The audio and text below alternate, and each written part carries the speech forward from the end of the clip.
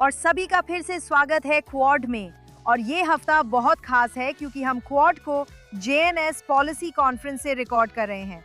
हम इसे छोटा ही रखेंगे।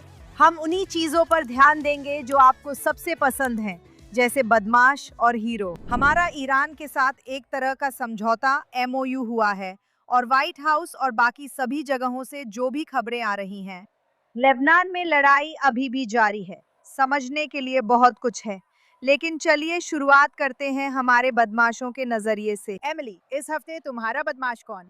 खैर, इसे सीमित करना बहुत मुश्किल था और मुझे कहना होगा इस हफ्ते जिस बात से मैं सबसे ज्यादा निराश हूँ वो ये है कि इस हफ्ते के बदमाश के लिए जो लोग दावेदार थे वे वही लोग हैं जिन्हें मुझे अपना हीरो मानना चाहिए था। हाँ, जो कुछ भी हो रहा है वो कुल मिलाकर बहुत निराशाजनक है, लेकिन मुझे व्हाइट हाउस के उन लोगों को चुनना पड़ेगा जो मैं कहूंगी खासकर अमेरिकी जनता के साथ साथ अंतर्राष्ट्रीय समुदाय को भी इस MOU के बारे में लगातार गुमराह कर रहे हैं।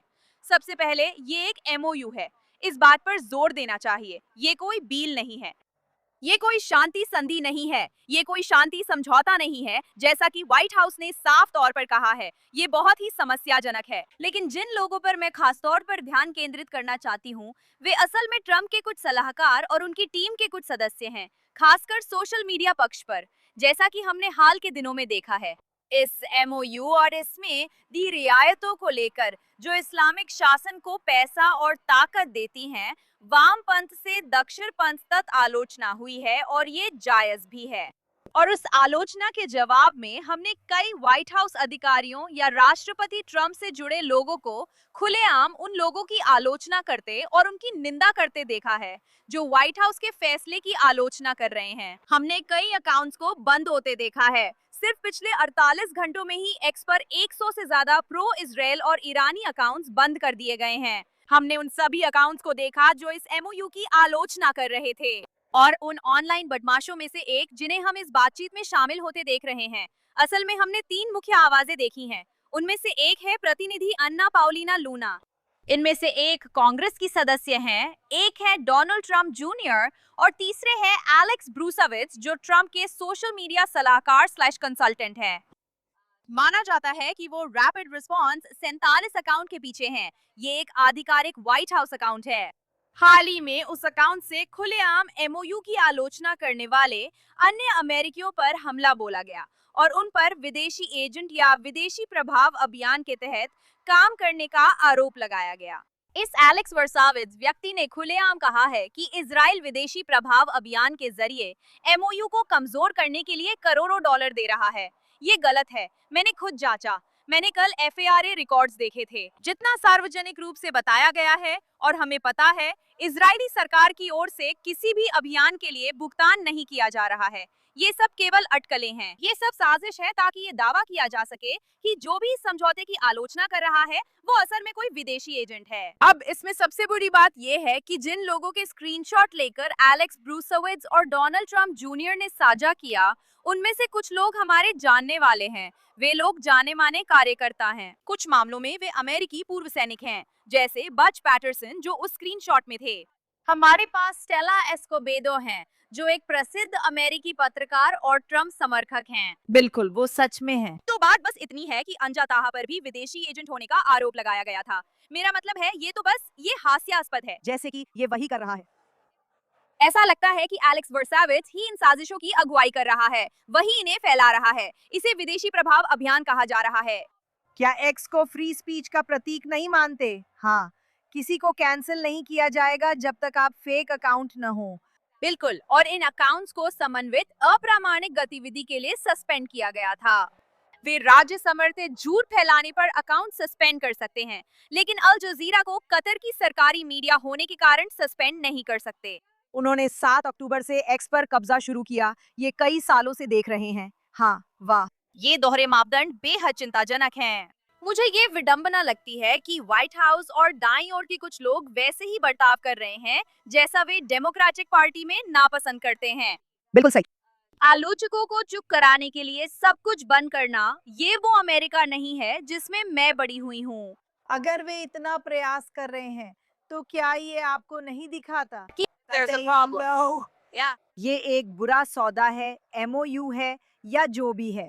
उन्हें मालूम है कि वे सामने कमजोर दिखते हैं, बिल्कुल सही। और शासन से लड़ने के बजाय वे लोगों से लड़ रहे हैं। जो बस ये लोकतंत्र नहीं है, मुझे माफ कीजिए, ये अमेरिकी है। इससे शुरुआत में ही स्थिति की कमजोरी दिखती है। खैर, मेरा भी यही निष्कर्ष है। जैसे अगर आपको सभी आलोचकों को चुप कराना पड़े, उन्हें एक्स से सस्पेंड करना पड़े, उनके पीछे पड़ना पड़े और उन पर जासूस होने का आरोप लगाना पड़े और साजिशें फैलानी पड़े, तो ये आपके एमओयू के बारे में क्या कहता है? उसे जरूर चिंता हो रही होगी। हाँ, वाह। उसे जरूर चिंता हो रही होगी। ये लोग बहुत घटिया हैं। उम्मीद है एलॉन मस्क जल्द ही अकाउंट्स वापस लाएंगे। मुझे भी यही उम्मीद है। वे बॉट नहीं है, वे फेक नहीं है, वे असली लोग हैं जो बस अपनी राय व्यक्त कर रहे हैं, और वो भी एक बहुत ही सही राय। या खैर, ये तो शानदार जवाब था, धन्यवाद। शोशाना, तुम्हारे हिसाब से सबसे घटिया इंसान कौन है? मैं एमिली से बहुत दूर नहीं जा रही हूँ। इस हफ्ते मेरा गंदा इंसान जेडी वेंस है। माफ कीजिए, लेकिन ये तो सभी उद्धरणों में सबसे खराब उद्धरण है। इजराइल की बात है, आप 9 मिलियन की आबादी वाला देश है। आप हर एक राष्ट्रीय सुरक्षा समस्या को मारकर हल नहीं कर सकते। चर्चा करें, माफ कीजिए। माफ कीजिए, जैसे हिजबुल्ला हमारे सैनिकों पर रॉकेट, ड्रोन नहीं भेज रहा, हर दिन लेबनान में सैनिकों को नहीं मार रहा, तो हम वहाँ क्यों हैं? सालों तक लेबनान में कोई इजरायली सैनिक नहीं था, जब तक हिजबुल्ला ने उत्तर में लगातार रॉकेट बरसाने और लड़ाई शुरू नहीं की। ये जीतने वाला नहीं है, लेकिन ये लेबनानी लोगों और इजरायली लोगों दोनों को बर्बादी की ओर धकेल रहा है। और तुम जेडी वांस, सबसे अच्छी बात जो तुम कह सकते हो वो है कि तुम मार कर किसी भी चीज से बाहर नहीं निकल सकते। सच में, सच में। मैं आशा करती हूँ कि तुम्हारा करियर डोनाल्ड ट्रंप की राष्ट्रपति पद की समाप्ति के साथ ही खत्म हो जाए, क्योंकि मैं तुम्हें बिना सच्चे पश्चाताप के नहीं देखना चाहती। ये घिनौना है और वो मेरा कमीना है। मुझे लगता है कि ये बिल्कुल वैध है। मुझे लगता है यहाँ कुछ और छुपा है, क्योंकि ये वही बातें हैं जो वह सच में किसी को आकर्षित करने के लिए कहता है, एक वर्ग को लुभाने के लिए। हाँ, क्या वो मेगन कैली शो में थे? शायद वे मेगन कैली शो में गए हैं। घिनौना, वो हमेशा राष्ट्रपति ट्रंप के प्रति घिनौनी रही हैं, लेकिन वो उन लोगों के लिए संकेत छोड़ रहे हैं जो जागरूक दक्षिणपंथी हैं। यही वो कर रहे हैं, दुनिया को सही दिशा दिखा रहे हैं। और मेरा सिद्धांत है, और शायद मैं गलत हूँ, और शायद फिर से मैं बहुत ज्यादा आशावादी हूँ, जैसा कि मैं कोशिश करती रही हूँ, कि वे उसे असफलता के लिए तैयार कर रहे हैं, क्योंकि वे जानते हैं। इसे देखकर खुशी हुई। इन 60 दिनों में क्या संभावना है कि ये 60 दिन तक पहुंचेगा, या फिर 60 दिनों के बाद भी ये मिड टर्म्स के बाद तक रिन्यू नहीं होगा, और फिर भगवान ही जाने क्या होने वाला है। मैंने पिछले हफ्ते लगभग एक ट्वीट लिख ही दिया था कि वे या तो उन्हें राष्ट्रपति पद के लिए या पूरी तरह असफल होने के लिए तैयार कर रहे हैं। मुझे अभी भी यकीन नहीं है। मुझे लगता है कि टैकर कार्लसन ने कल कहा कि वो रिपब्लिकन पार्टी का समर्थन नहीं करेंगे। इसे देखते हुए, ठीक है, तो फिर जेडी वांस आखिर है कौन? उनकी जनता कौन है? हाँ, टैकर कार्लसन सक्रिय रूप से रिपब्लिकन पार्टी के खिलाफ हैं और मुझे लगता है कि ये थोड़ा, कम से कम मुझे उम्मीद है कि वे आपस में टकरा रहे हैं। हो सकता है ये उनकी वापसी की कोई चाल हो, आप नहीं जान सकते। खैर, कोई उन्हें चाहता भी नहीं है, तो ये शायद एक चाल हो सकती है, लेकिन जब आप ऐसा कुछ कहते हैं तो वो इजराइल में बिल्कुल भी कोई भूमिका नहीं निभाते। जश्न, आपको समझना होगा, ये जुबान फिसलना नहीं है, ये बहुत सोच समझकर कहा गया है। वे कह रहे हैं कि इजराइल हमलावर है, न कि वो ईरान जिसने अपने 42,000 लोगों को मारा।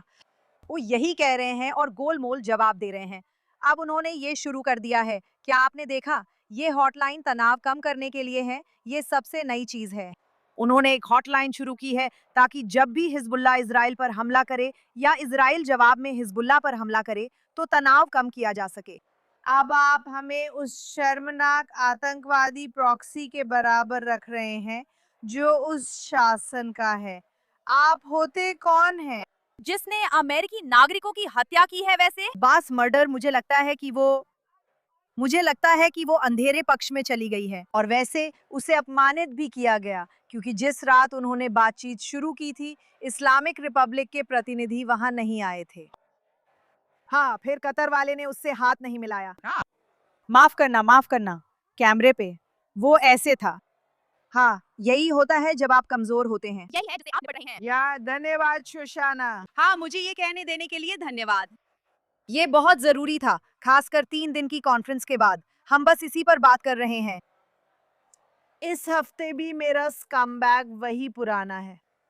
जब लगता है इस आदमी ने सबसे नीचे पहुंच लिया, तभी कोई नया कारनामा सामने आ जाता है। जोरान कामनवामा मंडानी, मुझे लगता है कि उसका मिडिल नेम कुछ ऐसा ही है। जोरान मंडानी मंच पर चढ़ गए। मुझे लगता है कि निक्स के जश्न में अच्छे माहौल का वक्त था और वो एआई पैक को असल में राक्षस कहता है। राक्षस। अब राक्षसों का समय है। आज राक्षस कई रूप में आते हैं। ए पैक में, जिनके लिए लोकतंत्र को अपने रास्ते पर चलने देना जितना डरावना है, उससे भी ज्यादा डरावना है नरसंहार और नेतन्याहू के युद्धों का अंत। वे अपने एक ही लक्ष्य को पूरा करने के लिए करोड़ों की काली कमाई लगाते हैं, अपनी ताकत बनाए रखना, ताकि वे हमें एक दूसरे के खिलाफ कर सकें। काली कमाई का इस्तेमाल करते हुए। जोरान क्वाम मम्मे मंडानी, क्या आप Joseph Goebbels school of anti semitic propaganda गए थे? हाँ। सबसे बुरा ये कि उसने माफी नहीं मांगी, बल्कि अपनी बात पर और अड़ गया। ये वाकई बहुत दुखद है। मैं कहना चाहती हूँ कि 2026 में आप 1930 के दशक के जर्मनी में वापस जा सकते हैं। यहूदियों के बारे में 1930 के दशक के जर्मनी वाली सारी यहूदी विरोधी घिसी पिटी बातें दोहरा सकते हैं कि वे पैसे और अंधेरी ताकतों का इस्तेमाल करते हैं। और ये, क्या ये तुम्हारी भाषा है जब निक्स ने 50 साल बाद जीत हासिल की और तुम जश्न मना रहे हो? तुम अपने प्लेटफॉर्म का यही इस्तेमाल करते हो। तुम घटिया हो। वो कहता है युद्ध विराम के बाद इजराइल ने गाजा में 1000 बच्चों को मारा। बिल्कुल सही। कोई उनसे नहीं पूछता कि ये आंकड़ा कहाँ से आया, ना ही सवाल करता। उनकी बात सच मान ली जाती है। लगता है एलेक्स ब्रूसोविट्स मेरा कमीना। मैंने कहा था मुझे लेखक और रूपांतरण करने दो। यहूदी अंधेरी ताकतें हैं। हम पैसे घुमा रहे हैं। मैं एक बच्चा हूँ। वे बच्चों को मार रहे हैं। हमने ये बात पहले कभी नहीं सुनी थी। जोरान क्वामे मंदानी, तो आप हैं और हमेशा रहेंगे। हाँ, मेरे इस हफ्ते के सबसे खराब इंसान। वो फ्रांसेस्का चिएसा के साथ साथ उसे भी स्कमबैग वॉल पर होना चाहिए। हाँ, हम ऐसा ही करने वाले हैं। शायद ये हमारी वापसी थी। हम स्कमबैग हॉल ऑफ फेम बना रहे हैं और जश्न में तुम्हें स्कमबैग कहेंगे। मैं इंतजार नहीं कर सकती। उसे अवार्ड भेजो। ओ, इसे छुपाओ। एक फ्लैश। वो इसे एक शेल्फ पर टांग सकता है। तुम्हारे पास एक छोटी प्लेट पर SHIT हो सकता है। सप्ताह का सबसे घटिया इंसान। मुझे लगता है हम ऐसा करने वाले हैं। देखो, तुम न्यूयॉर्क में हो। तुम्हें पॉटी को बैग में डालना है और उसमें आग लगानी है और उसे वहीं छोड़ देना है। हाँ, बढ़िया था। सभी के आइडियाज का स्वागत है। तो हम अपने दिलों को, अपनी आत्माओं को, हाँ, इस हफ्ते शुद्ध करेंगे। अपनी दुखी आत्माओं को कुछ अच्छी वाइब से। हर घटिया इंसान के लिए कई हीरो होते हैं। हफ्ते के हीरो शोशाना, इस बार मैं तुम्हारे साथ शुरू करूंगी। मेरा हीरो इस कॉन्फ्रेंस में है। मुझे उम्मीद है उन्हें पता है कि वो इस हफ्ते मेरे हीरो हैं। पास्टर लैरी हक, न्यू बिगिनिंग्स चर्च के संस्थापक और सीनियर पास्टर हैं। मैं मानती हूँ मेरी माँ ने मुझे हमेशा एवेंजेलिकल ईसाइयों से बहुत सतर्क रहना सिखाया था। आखिरकार माँ कहती थी कि उनका मकसद तुम्हें ईसाई बनाना है, इसलिए मैं हमेशा सतर्क रहती थी। और जब मैं थी, मुझे लगता है वो सोमवार था, रविवार की रात, उन्होंने एक पैनल पर बात की और उन्होंने दर्शकों की ओर देखा और कहा, मैं आपको 2 वादे करना चाहता हूँ। पहला, हम आपको धर्म परिवर्तन के लिए मजबूर नहीं करेंगे। उन्होंने कहा, कभी नहीं, हम कभी भी आपको धर्म परिवर्तन के लिए मजबूर नहीं करेंगे। और दूसरा, हम आपको कभी अकेला नहीं छोड़ेंगे। और मुझे कहना पड़ेगा, सच में मुझे बहुत अच्छा महसूस हुआ और मेरी आंखों में थोड़े आंसू भी आ गए, क्योंकि मुझे लगा जैसे वो एक तिक्कुन जैसा था। जैसे पीढ़ियों से मिशनरियों द्वारा यहूदियों को ईसाई बनाने की कोशिशों और हमारे लोगों को हमारी विरासत से दूर ले जाने के लिए एक सुधार हो। और इस मंच पर इसे सुनना और ऐसा महसूस करना मेरे लिए बहुत खास था। जैसे वाह, हम सच में उस जगह पर आ गए हैं जहां मैं आपको वैसे ही सम्मान दे सकती हूं जैसे आप हैं। आप मुझे जैसी हूं वैसे सम्मान दें और हम मिलकर साझा लक्ष्य के लिए काम करें। यही मेरे लिए बहुत खास है। आप मेरे हीरो हैं और मैं आपको बहुत बहुत धन्यवाद देती हूं कि आपने वो बात इतनी सार्वजनिक रूप से कही। और मैं हमेशा जो भी कहता हूं उसे यहूदी लोगों के लिए इसी बात के साथ खत्म करता हूं। सबसे पहली बात, हम कभी भी आपको धर्म परिवर्तन के लिए मजबूर नहीं करेंगे। असल में हमें चाहिए कि आप कल आज से भी ज्यादा यहूदी बने। दूसरी बात, मैं वादा करता हूं कि हम आपको कभी अकेला नहीं छोड़ेंगे, हमेशा आपके साथ रहेंगे। मुझे लगता है ये जरूरी है, क्योंकि देखिए, मैं जानती हूँ कि अधिकांश इंजील समुदाय, खासकर वे लोग जिनसे मैं संपर्क में हूँ, हम में से किसी को भी धर्म परिवर्तन कराने का कोई इरादा नहीं रखते। वे अमेरिका और दुनिया भर में अच्छाई के लिए एक प्रमुख राजनीतिक शक्ति बन गए हैं। ये वही लोग हैं जो मुश्किल वक्त में हमारे साथ होते हैं। मुझे पता है कि यहूदी समुदाय में डर है और इसकी वाजिब वजह है, क्योंकि ये हमारा सैकड़ों सालों का अनुभव है। हमारे इंजीलवादी दोस्त वाकई हमारे साथ हैं। आप जानती हैं, सैंडी हेगी हमारी सबकी पसंदीदा दोस्त हैं। मुझे उनका किया सब कुछ पसंद है। वो शानदार हैं। वो मंच पर जाती हैं। मैं कूफी हर साल जाती हूँ, इस साल भी। वो मंच पर जाकर कहती हैं, मेरा नाम सैंडी हेगी है, मैं ईसाई हूँ, मेरे प्रभु और उद्धारकर्ता नहीं थे। हाँ, वाह! तो मूल रूप से आप जानते हैं, हमारे इंजीलवादी दोस्त कह रहे हैं, आप यहूदियों की आध्यात्मिक जगत में अपनी भूमिका है और हम ईसाइयों की अपनी भूमिका है। बहुत अच्छा। हमें इसकी जरूरत नहीं है, ये सामान्य है, लेकिन मैं खुश हूँ कि आप हॉलोकॉस्ट बचे लोगों की संतान हैं। मुझे पता है वह डर वाजिब है, इसलिए खुशी है कि आप अच्छा महसूस करते हैं। मैं इसे घर पर सभी के साथ साझा करके खुश हूँ, क्योंकि ये मेरे लिए बहुत मायने रखता था। अच्छा, सैंडी हैगी कुछ हफ्ते पहले मेरे शो एक्सेस टू ट्रूथ में आई थी और उन्होंने ईसाई इंजीलवादी दृष्टिकोण व बाइबल के नजरिए को अच्छी तरह समझाया। ये वाकई बहुत दिलचस्प था। हसन इस मामले में मैं कहूँगी मुख्य रब्बी धर्मशास्त्री हैं, जो बताते हैं कि हम इंटर रिप्लेसमेंट क्यों नहीं हैं, ईसाई रिप्लेसमेंट थ्योरी क्यों नहीं अपना रहे हैं। उस धर्मशास्त्र का उद्देश्य क्या होना चाहिए? सही कहा, वह वहाँ प्रमुख आवाज है। हाँ, हमारे पास है। वो स्पष्ट बोलती हैं, सलीके से पेश आती हैं और स्थिति अच्छे से समझाती हैं। सच में वो शानदार हैं। वो शानदार हैं, मैं उन्हें जल्द देखने को उत्सुक हूँ। वो बेहतरीन हीरो हैं। धन्यवाद। एमिली, तुम्हारा हीरो कौन है? तो मेरे हीरो इस हफ्ते थोड़ा सा कड़वा मीठा है। जाहिर है, हम समझौता ज्ञापन के बारे में बात कर रहे थे। शासन की एक मांग ये थी कि पूरी तरह से युद्ध विराम हो और इजरायली सेना लेबनान से पूरी तरह वापस चली जाए। ऐसा नहीं हो रहा है। प्रधानमंत्री ने साफ कहा है कि ऐसा नहीं होगा। मैंने कुछ सैनिकों से भी बात की है जो लेबनान में हैं। कमांडर नहीं, ना ही उच्च स्तर के निर्णय लेने वाले, बल्कि वे असली सैनिक जो दक्षिणी लेबनान में हैं। हिजबुल्लाह द्वारा रोज हमले किए जा रहे हैं, जो समझौता ज्ञापन का उल्लंघन है, लेकिन हम इस पर चर्चा नहीं करते। नहीं, वे इतनी बड़ी खतरे में हैं और उनकी कार्रवाई की स्वतंत्रता इतनी सीमित कर दी गई है, यहाँ तक कि आत्मरक्षा में भी, कि इस समय वे तभी गोली चला सकते हैं जब उन पर सीधे हमला किया जाए। ये हमारे सैनिकों की जान को खतरे में डालता है, जो बिल्कुल स्वीकार्य नहीं है। लोग भी इसे अस्वीकार्य मानते हैं। मुझे पता है ट्रम्प प्रशासन की वजह से हम पर दबाव है, लेकिन मैं कहना चाहती हूँ कि वे सच में देश के असली हीरो हैं। निश्चित रूप से इस हफ्ते के मेरे हीरो वही हैं, क्योंकि वे सचमुच हमारी सुरक्षा और हमारी सलामती की सबसे आगे की पंक्ति में खड़े हैं। क्योंकि अगर वे इस हफ्ते जो कर रहे हैं वो ना करते, अगर वे अपनी जान जोखिम में डालकर हमारी सुरक्षा के लिए आगे ना आते, तो हम यहाँ इस कॉन्फ्रेंस को भी नहीं कर पाते। बिल्कुल सही कहा। हम जिस तरह से आगे बढ़ रहे हैं वैसे आगे नहीं बढ़ पाते। और दुर्भाग्यवश कई लोग शहीद हो चुके हैं। हाँ, इस तथाकथित युद्ध विराम के बाद से 50 से ज्यादा लोग शहीद हो चुके हैं। और मुझे नहीं पता, यह बेहद दर्दनाक है कि हमें पता है वे वहाँ हैं और वे अपने शरीर को दांव पर लगाकर इसकी कीमत चुका रहे हैं।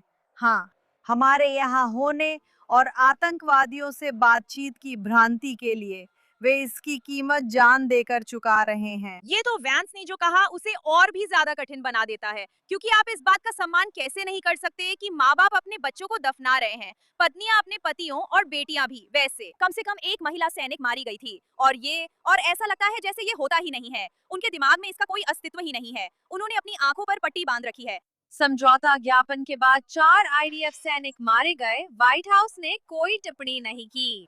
अस्वीकार्य, बिल्कुल अस्वीकार्य। मेरे लिए माँ के रूप में और सभी के लिए भी इस देश में सबसे दर्दनाक बात तब होती है जब हम एक सैनिक को खो देते हैं। ये हर जीवन के लिए राष्ट्रीय शोक है। जब मैं सुबह समाचार खोलती हूँ और एक शहीद सैनिक को देखती हूँ, बस वही काफी है। हमारा दिन वही खत्म हो जाता है। यही एहसास हमें यहाँ होता है। वे सबके बच्चे हैं, आप जानती हैं, और वे हमारे सबसे बेहतरीन हीरो योद्धा हैं। हमारे देश में आज के समय के योद्धा और हीरो हैं। भगवान उन सबको आशीर्वाद दें। ठीक है, मेरे पास एक बहुत ही अप्रत्याशित हीरो है और मुझे नहीं पता कि वे आगे भी हीरो बने रहेंगे या नहीं, लेकिन कम से कम इस समय के लिए वे हीरो हैं, तो मैं उन्हें वो मान दूंगी। फिरौन्स ने कभी नहीं सोचा ऐसा होने की उम्मीद नहीं थी। वे क्या करते हैं? मैं आपको बताती हूँ। फ्रांस कायर रहा है। मैक्रो बहुत खराब रहे। उन्होंने फिलिस्तीनी राज्य घोषित कर दिया बिना उनसे कुछ मांगे, जिन्हें वे वैधता दे रहे हैं। जब एमओयू की घोषणा हुई थी, फ्रांस सामने आया। उनके प्रधानमंत्री ने कहा कि वे हैं या वे अपना वीटो इस्तेमाल कर सकते हैं ताकि ईरान पर से प्रतिबंध न हटाए जाएं। वाह! दूसरे शब्दों में, सिर्फ इस एमओयू की वजह से या सिर्फ इसलिए कि अब एक समझौते का रास्ता है, इसका मतलब ये नहीं है कि वे यूं ही प्रतिबंध हटा लेंगे। और अगर उनसे ऐसा करने के लिए कहा जाता है, बिना किसी गारंटी के और बिना जमीन पर कुछ देखे कि ईरानी एमओयू या समझौते का पालन कर रहे हैं, तो वे अपने वीटो पावर का इस्तेमाल करेंगे। अब मुझे लगता है कि ये पिछले कुछ सालों में काफी अभूतपूर्व है ना? मुझे लगता है कि ये ईरान के प्रधानमंत्री हैं। ये एक तरह से हिम्मत दिखा रहे हैं। बिल्कुल, ये ईरान के प्रधानमंत्री हैं। मानव इतिहास की एक पुकार। हाँ, मुझे लगता है इसे बेल्डाडो कहा गया था, प्रधानमंत्री ने कहा था। और इसलिए मैं काफी प्रभावित हूँ। आप जानते हैं, हम क्वाड पर बहुत निष्पक्ष हैं। और जब आप घटिया इंसान बनने के लायक होते हैं, तो हम आपको बुलाते हैं। लेकिन जब आप हीरो बनने के लायक होते हैं, हाँ, सहमत हूँ। हम आपको वाकई में वो श्रेय देंगे। तो इस हफ्ते, चाहे आप माने या नहीं, ला फ्रांस, तू तो फ्रांस इस हफ्ते की मेरी हीरो है। बहुत अच्छा किया। तो महिलाओं, ये बहुत जरूरी है वैसे। हमें सकारात्मक रहना है। अच्छे व्यवहार को सकारात्मक रूप से प्रोत्साहित करना है। सच में। अब तुम 5 बच्चों की माँ लग रही हो शाना, लेकिन तुम जानती हो, ये असल में इस बात को भी दिखाता है कि खतरा कितना वास्तविक है। हाँ, मुझे सच में वजह नहीं पता, चाहे वो सौदे की मजबूरी हो या कुछ और। हम अभी निश्चित नहीं हैं। संयुक्त राज्य अमेरिका जानबूझकर नजरअंदाज कर रहा है और इस्लामिक रिपब्लिक यूरोप के लिए सीधा खतरा है। उनके पास सक्रिय सेल्स हैं। उन्होंने उन देशों में बहुत बड़े स्तर पर घुसपैठ की है, खासकर यूके और फ्रांस में। तो उनके लिए आगे आकर ये कहना कि जरा ठहरिए, नहीं, हम ऐसा नहीं कर रहे हैं। हाँ, मेरा मतलब है, ये एक समस्या की ओर इशारा करता है। और वीटो की शक्ति का इस्तेमाल करें, जो मुझे याद नहीं है कि आखिरी बार उन्होंने कब किया था। हाँ, सामूहिक भलाई के लिए। हाँ, मुझे पता है कि उनके पास था। जब आपको बहिष्कृत कर दिया जाता है, तब उनके पास होता है, चाहे आप माने या न माने। फ्रांस 5 स्थायी सदस्यों में से एक है जिनके पास वीटो पावर है। भगवान ही जाने क्यों, ये ऐतिहासिक है। बिल्कुल, देखो, वे इसका अच्छा इस्तेमाल कर रहे हैं, हम उन्हें श्रेय देंगे। तो महिलाओं, हमारे पास आज का दिन अभी भी बाकी है। और भी वक्ताओं को सुनना रोमांचक है। और भी प्रासंगिक और सकारात्मक चर्चा करना अच्छा लगेगा। हम आप सबसे अगले हफ्ते मिलेंगे। हमें ऑन द क्वाड पर देखने के लिए धन्यवाद। क्वाड।